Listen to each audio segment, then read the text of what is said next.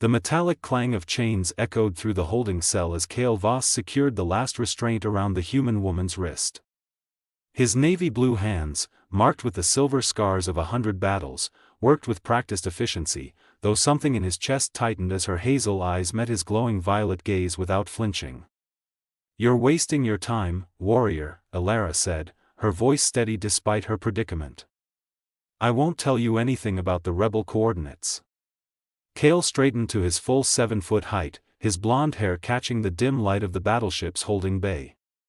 Among his people, the Valerian race, such coloring was rare, a mark of ancient bloodlines and supposed divine favor. Yet he'd never felt divine. Only empty. "Every prisoner says that," he replied, his voice a low rumble that resonated through the small space. "They all break eventually." "Do they?"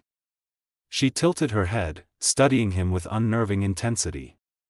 The torn fabric of her rebel uniform revealed a shoulder, and he forced himself to look away, uncomfortable with the heat that surged through him. "Or do you break them?" Something in her tone, not accusation, but genuine curiosity, made him pause. For 10 years, he'd served the Valerian Empire, conquering outposts, capturing prisoners, executing orders. His reputation as the Iron Fist was well earned. Emotions were weapons enemies could exploit, so he'd buried them beneath layers of duty and discipline. "Rest," he commanded, turning toward the door.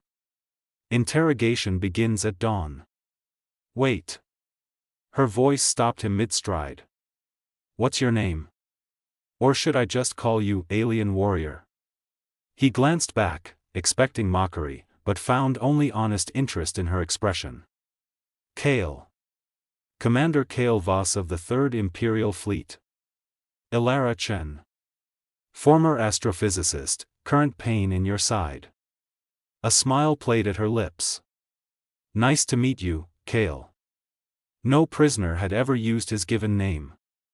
The sound of it from her lips sent an unexpected warmth through his chest, cracking the ice around his heart like the first thaw of spring on his frozen homeworld.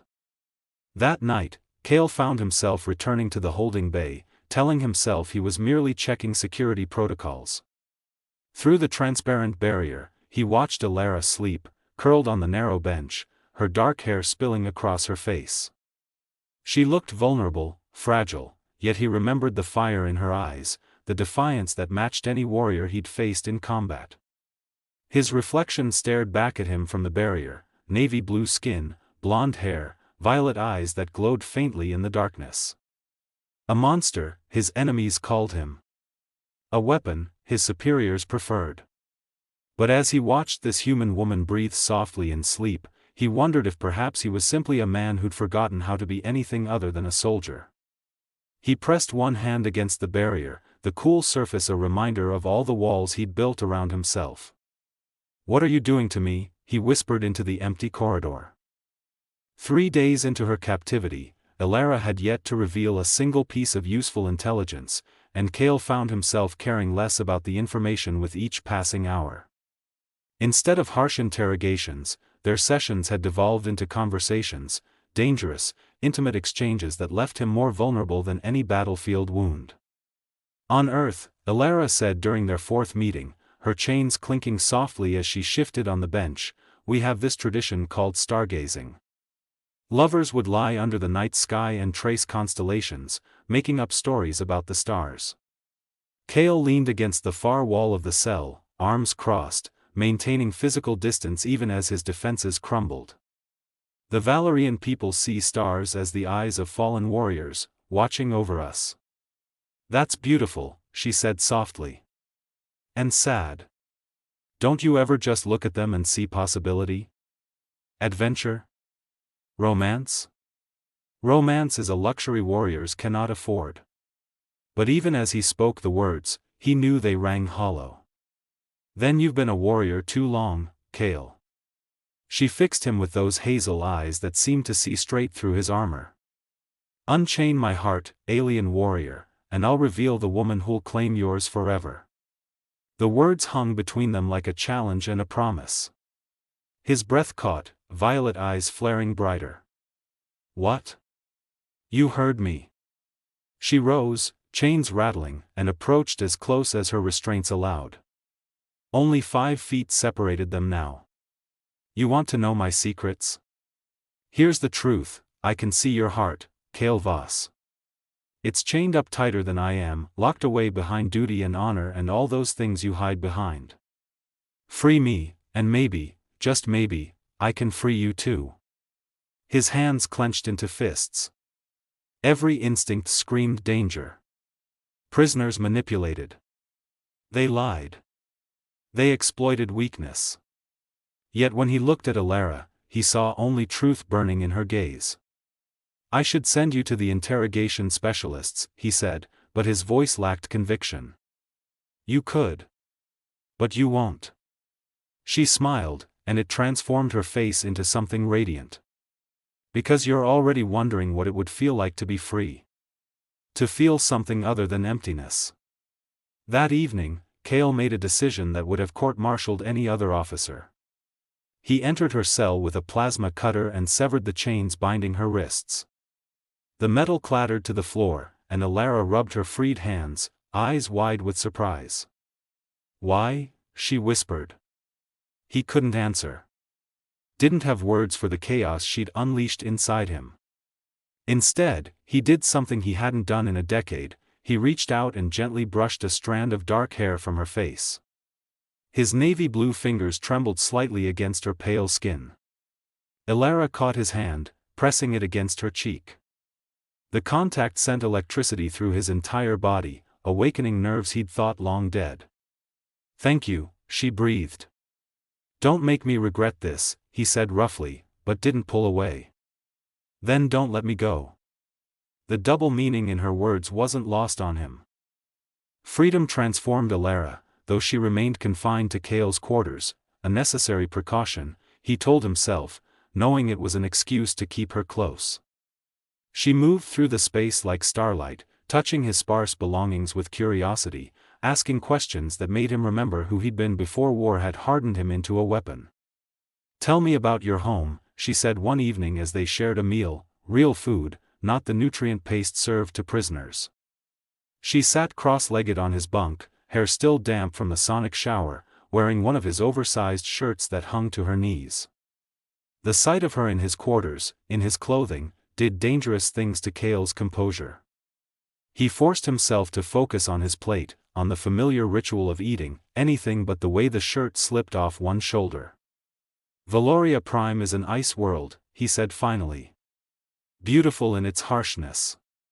Cities carved into glaciers that glow blue beneath twin moons. My family had lands in the northern territories, before the wars consumed everything. You had a family? Her voice softened with sympathy. A brother. Parents. All lost in the early conflicts. The old pain stirred, but talking to Alara somehow made it bearable. The Empire gave me purpose when grief would have destroyed me. Made me into something useful. She set down her fork and moved closer, until their knees nearly touched. You're not a weapon, Kale. You're a person who's been hurt. Weapons don't feel, he said bitterly. Weapons don't, he stopped, unable to finish. Don't what? She reached out, her small hand covering his larger one. Even sitting, he towered over her, his navy blue skin dark against her paleness, yet he'd never felt more exposed. Don't lie awake wondering what it would be like to hear someone laugh in empty quarters. Don't memorize the way someone says their name. Don't. His voice dropped to a whisper. Don't ache. Oh, Kale. Alara's eyes glistened. She lifted his hand to her lips, pressing a feather-soft kiss to his scarred knuckles. The gesture shattered something inside him. He pulled her into his arms with a warrior's strength tempered by desperate gentleness, cradling her against his chest as if she were made of starlight and wishes. She fit perfectly there, her head tucked beneath his chin, her hands splayed across the plating of his ceremonial armor. I'm supposed to interrogate you, he said into her hair, breathing in her scent, something floral and impossibly sweet. Supposed to extract intelligence. Instead I'm falling, she suggested, tilting her face up to meet his glowing violet gaze. Drowning. He cupped her face with both hands, thumbs brushing her cheeks. You've unchained something in me, Elara, and I don't know how to be this person. This, vulnerable. Then we'll figure it out together. She rose on her knees to close the height difference, bringing their faces level. Kiss me, Kale. Please. His restraint, already threadbare, snapped completely. Kale's lips met Elara's with a hunger that terrified him in its intensity, 10 years of repressed longing pouring into that single contact. She tasted like hope and danger, like everything he'd denied himself in service to duty and honor. Her fingers tangled in his blonde hair, pulling him closer, and he groaned against her mouth, the sound raw and desperate. Elara, he breathed, pulling back just enough to search her eyes. If we do this, if I let myself fall completely, there's no going back. You'll own me. Body and soul. Good, she whispered fiercely. Because you already own mine. He lifted her effortlessly, and she wrapped her legs around his waist, the oversized shirt riding up as he carried her deeper into his quarters. The ship's dim night cycle lighting cast everything in shadow and violet bioluminescence from the panels along the walls, painting her skin in otherworldly hues. Kale laid her on his bunk with reverent care, hovering over her, drinking in the sight of this human woman who'd somehow slipped past every defense he'd spent years constructing. His hands trembled as he traced the curve of her jaw, her neck, the delicate line of her collarbone. I've never. He swallowed hard. Warriors are taught that emotional attachments weaken us. I've never allowed myself to. Shoo. She pressed her fingers to his lips, silencing him. Neither of us has to be what we were before. Tonight, you're not a warrior. I'm not a prisoner. We're just two people who found something rare and precious in the middle of a war. Her acceptance undid him completely. Kale kissed her again, slower this time, savoring every sensation, the softness of her lips, the way she sighed into his mouth, the heat of her body beneath his. His hands explored carefully, learning the topography of her form through the thin fabric separating them, mapping every curve and hollow like a navigator charting new territory. When she tugged at his armor plating, he helped her remove it piece by piece, revealing the navy blue skin beneath, marked with scars and bioluminescent tattoos that glowed faintly violet, warrior markings that told the story of his battles. Elara traced them with wondering fingers, her touch sending shivers through him. Beautiful, she murmured. You're so beautiful, Kale. No one had ever called him beautiful. Terrifying, yes. Deadly. Efficient. But beautiful? The word from her lips felt like absolution, like permission to be more than the sum of his violence.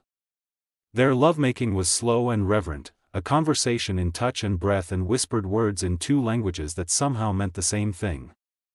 Kale worshipped her with hands and mouth, learning what made her gasp, what made her arch against him, storing away every detail like precious cargo.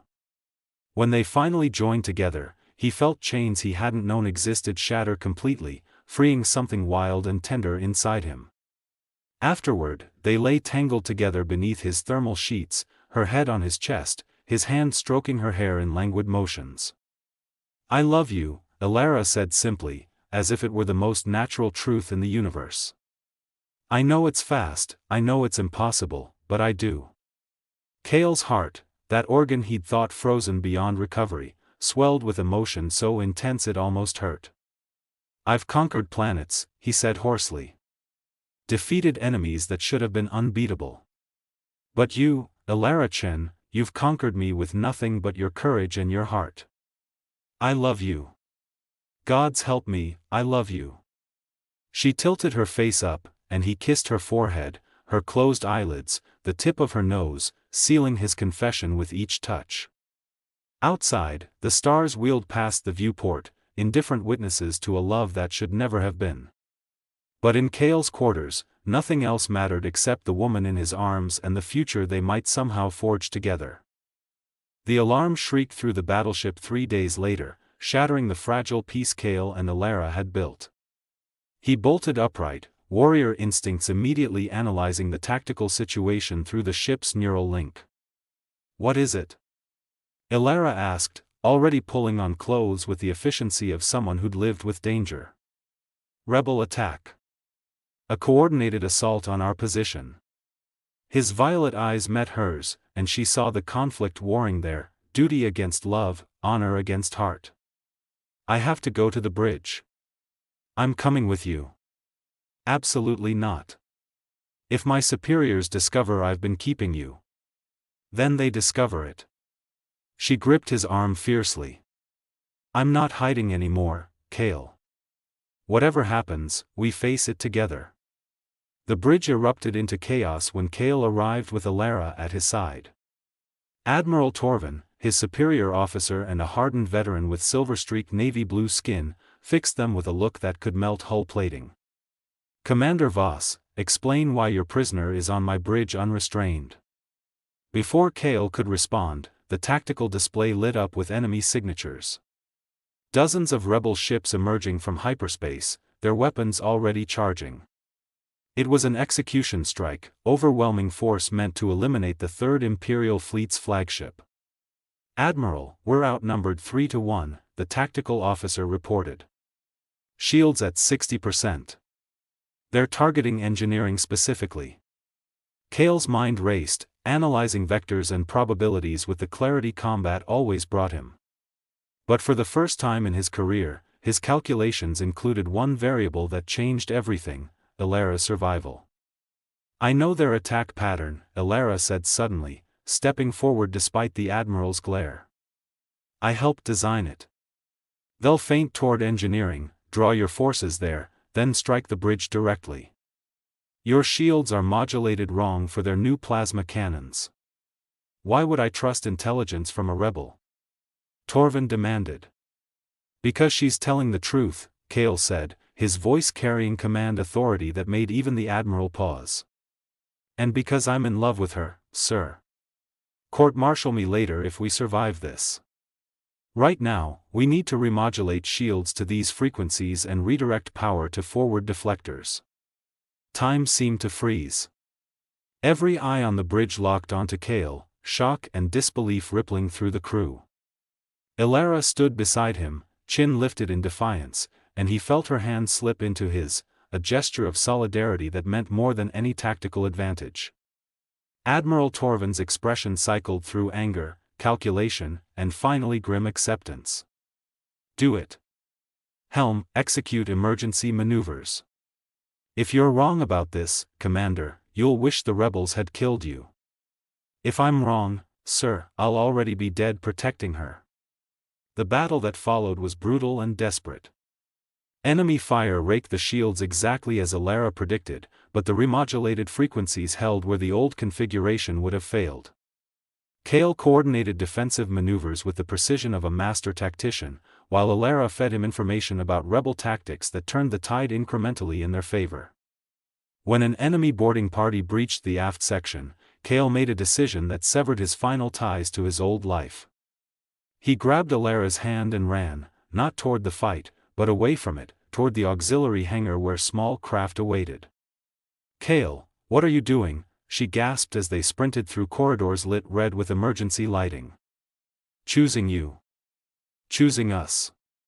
He palmed open a shuttle bay, practically throwing her inside a sleek scout ship.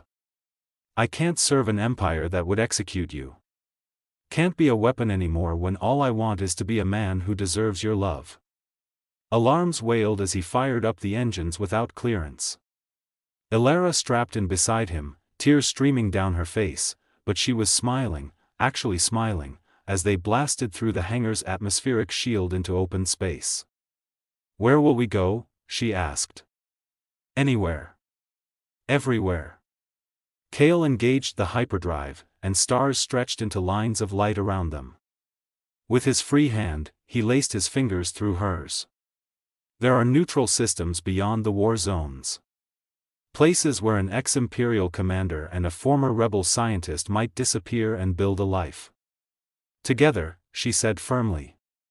"Forever," he promised, bringing her hand to his lips. You unchained my heart, Ilara Chen. Now I'm yours for as long as the stars burn. As their small ship vanished into hyperspace, leaving the battle and their old lives behind, neither looked back. Ahead lay uncertainty, danger, perhaps even hardship, but also freedom. The freedom to love without restraint, to build rather than destroy, to be more than the sum of their scars. Two hearts, once bound by chains of duty and captivity, now flew unchained through the cosmos, eternally bound not by duty or fear, but by a love that